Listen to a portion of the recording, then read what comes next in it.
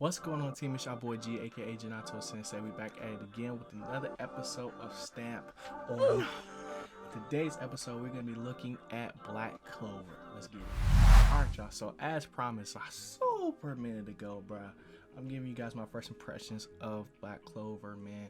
You know, I like to give my first impressions and, give my little theories of where I think the story is gonna go during the process of me watching it. So it took me a minute to get here just because a whole lot of stuff has come out. Did a poll and this won the poll, so this is the one we're doing first. So without further ado, let's get right into it, man. Black Clover is dope, man. It's super dope. Going into it, I didn't really have any expectations other than that it was going to be a good story just because of how long and all the feedback that I've heard like over the years of like people telling me to get into it.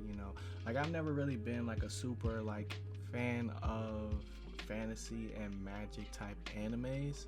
I've seen Sword Art Online, they had that moment in there, and then there's fairy tale and stuff like that, but I don't know if it was the art style or the character design that kept me from checking this series out, but I'm glad I did now, and I'm super excited to just continue to check this joint out. I'm gonna give you guys my theories and thoughts on the series as I go along, like I do everything. But first impressions, like first few episodes, bro, I like that they establish not only just the history behind it and give us a background of like what this world is, but they also give us the end goal, man, to be the Wizard King. And with the main character being Asta and his rival being his brother them growing up with humble beginnings, one being super talented and gifted, the other just a super hard worker, bro. It's very reminiscent of Naruto for me, and honestly that's where my interest came from,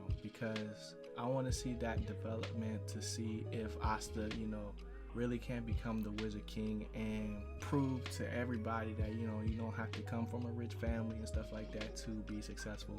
That's an easy and honorable thing to get behind as far as like from a story standpoint and a motive standpoint. So they won me over there, and then I saw the animation, bro, and I was like, okay, yeah, we here now. Like I said, I'm definitely more than a few episodes in, so I got a gist of where the story is going so far. So I'm excited to learn about all of the different factors that go into the society and the world building that happens within this world, man. And it's definitely got me super invested and super interested, man. And also learning just like what the different grimoire mean, because each one is different and everybody's powers, at least that I've seen so far, can end up being very unique and technical, and I like things like that, because with magic, a lot of things tend to be like headcanon and just like if you believe hard enough, like this will happen. But with the grimoires, it creates structure, and the path of getting a grimoire is even interesting to me, because it tells me that everybody has their own destiny. There's something here for everybody, even for somebody that doesn't have magic. And I'm sure we'll get into why Asta actually has Black Clover grimoire and what that really means, and how that contrasts to Yuno's Four Leaf grimoire. Like I think that'll be super dope. Yeah, man, I really like the characters. I like Asta. A lot of people didn't like Asta in the beginning.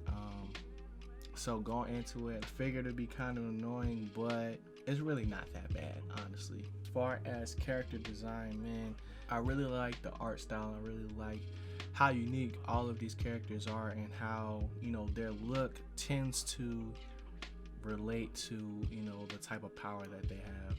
And I'm excited to learn more about that. As far as like a big bad, I haven't really been introduced to one yet, but the most like interesting thing to me right now is the breakdown of the knights. So how they move up in rank, and what relation all those clans relate to each other, who gets certain missions, and what is their role within the kingdom, or how they communicate with the Wizard King.